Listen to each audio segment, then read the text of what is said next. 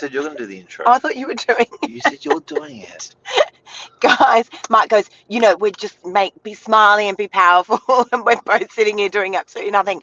Guys, good morning, Friday Frenzy. We're going to do something a little bit different this morning. We are going to let you guys run the show. So we're going to ask you for some Q&As. We're going to answer. You can ask us about anything, and then we're going to just briefly talk about what it's like to work together.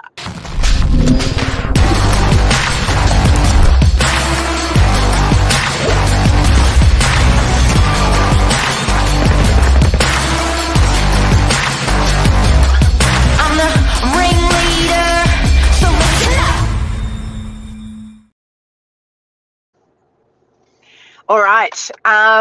So, guys, we're going to, as I said, we're going to get you to ask us some questions this morning. We're going to answer those for you. Yes. But first, we're going to start off talking about what it's like to work together.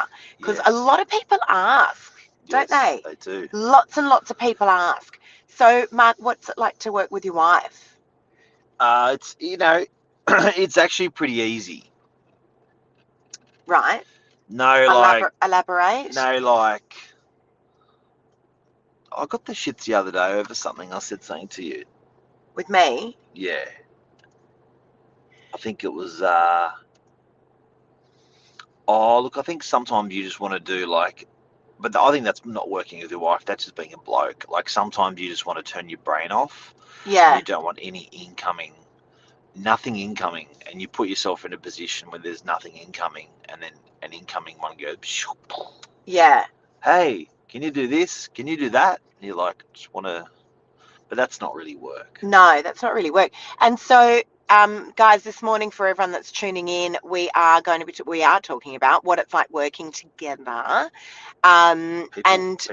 It disturbs some people.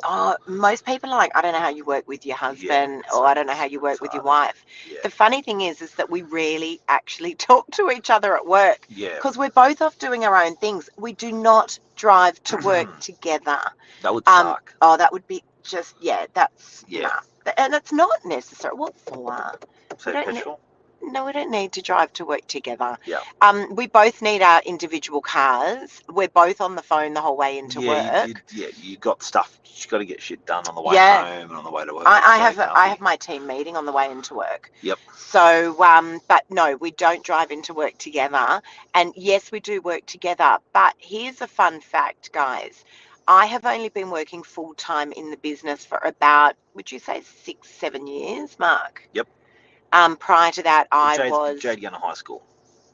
That's right. Yeah, our youngest daughter. Yep. Prior to that, I was working in the background of the business, and I was working 2 to 3 days a week helping out with marketing. So I only launched headfirst into sales about 5 years ago, and that's when I started working 5,300 hours a day. I actually something you would find interesting is my mates. Revel in Lisa doing higher volume than me in sales. They're always taking the piss out of me for it. Yeah. Always. It's they make me feel like a little boy. They're always saying, how does it feel, Mark, to have your wife come and whip your ass? Yeah. So the other night we had a poker it's a night. Bit of a running joke. I had a poker night with 10 guys come over, and Lisa was walking through the room. And then one of the guys shouts, "Hey, Lisa, who works longer? Is it Mark or you that works longer?" And I'm like, if this gets answered, it's going to be dangerous territory because however it gets answered, someone's going to blow up. So, yeah, it just gets bad. And then the other one the other day was. But the irony of it, you guys were already starting your poker game at 7:30, and I had just walked in the door from work, and I think it was 7:45 in my suit. And then, and because I went home early for the poker game. This is true. This is true. But another one was the guy, the other day, I knew I was being set up by a really good mate of mine, Mr. Damien Scarf, and he sat opposite. It's and he brutal. goes, and you just know he's going to remember whatever you're going to say. He always regurgitates stuff from 10 years later. He goes, so, with income and stuff, who would be earning more income in the business out of you or Lisa? I thought this is just he's just gonna set up like you answer it honestly, dishonestly. Any answer is just he's gonna throw it back in my face. That's it. It's not. He's gonna throw it back in my face. So that's been interesting. Yeah. That's been interesting.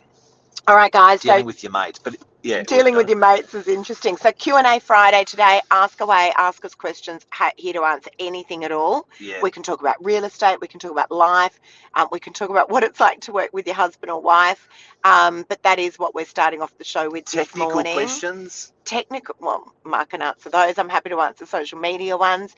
But, it's really, really fine the two of us working together. My parents worked together. My parents ran a really, really successful training college, private training college of natural health and beauty. The Australian College of Natural Therapies. Australasian College of Natural Therapies, which Surrey they Hills. sold about,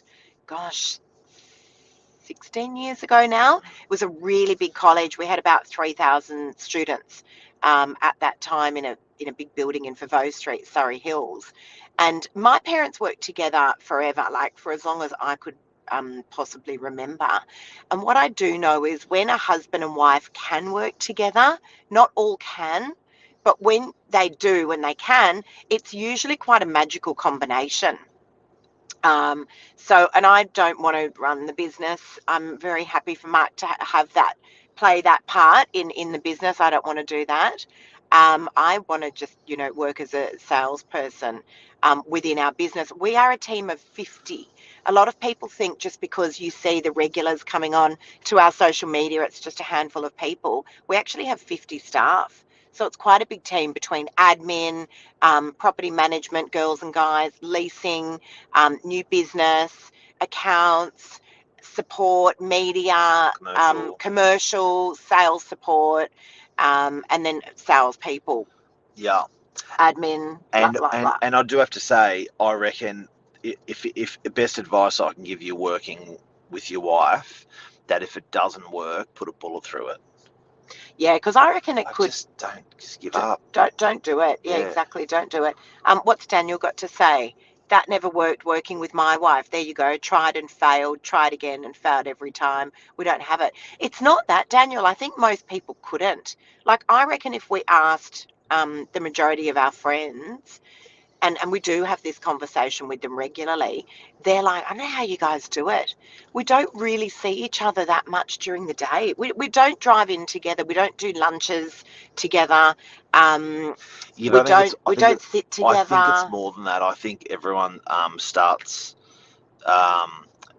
even though you're not physically there, you still stick to your lane. And I think, everyone sticks to their lane, and sometimes that doesn't work with couples in a business. Or someone may come home and say, look, that guy really offended that girl in the office, and I don't stand for that. And, they're saying that to each other. It's like, well, I wouldn't have had this conversation if you weren't working in the office. So I think sometimes it starts just to get a little bit. Where I reckon it wouldn't work is if I had to be say for instance, you and I listed and sold property together, Mark. Like if we were in one team together, or if I was was your assistant, or that would be awful. It wouldn't work because Mark would be like, can you just do that? And I'd be like, don't talk to me like that. It would be constantly. We don't work together that closely. So yes, I'm in sales. Yes, Mark's in sales. Mark runs the business and I just stick to my lane in sales. I've got my own team.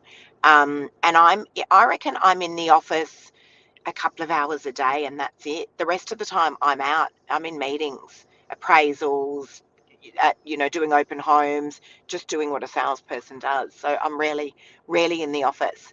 But I do have to admit, we've got help at home. Yeah.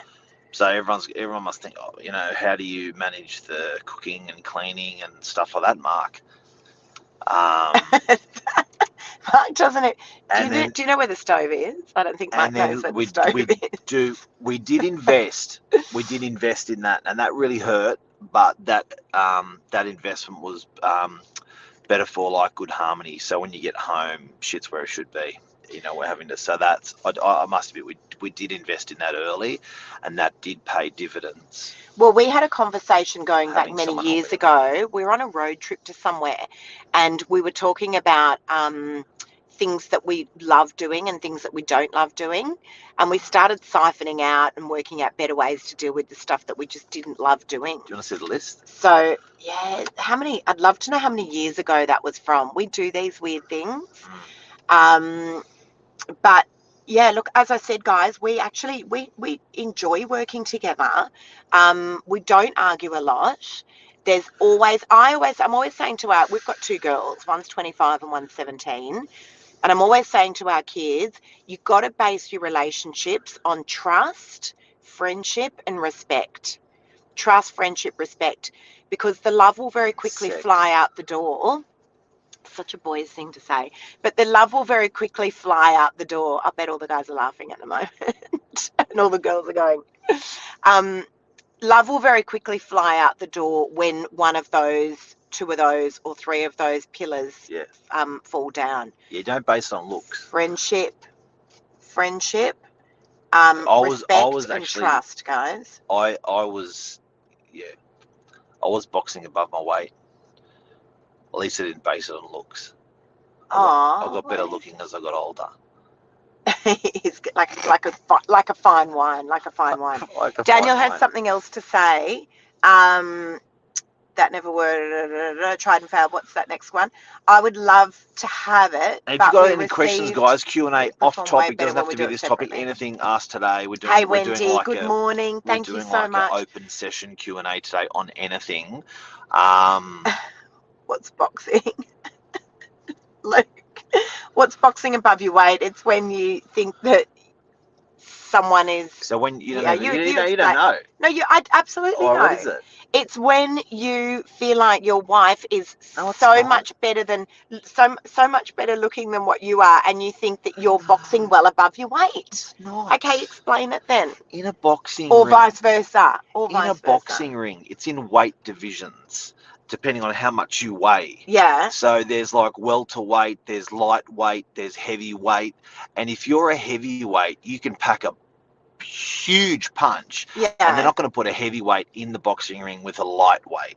So if you're boxing above your weight, you're actually in the next weight division. You're doing real well. So people have always said that I was. So hang on, were you boxing above me, or was I boxing above you? I was boxing above my weight. I was say that I'm fatter than him. Get it? No one gets it. Okay, so go. So when he was saying, when you say, Mark, you're boxing above your weight, it's like you're a lightweight, a bit, pathetic, and you're boxing the big division, like with the big boys. So you got a, hot wife.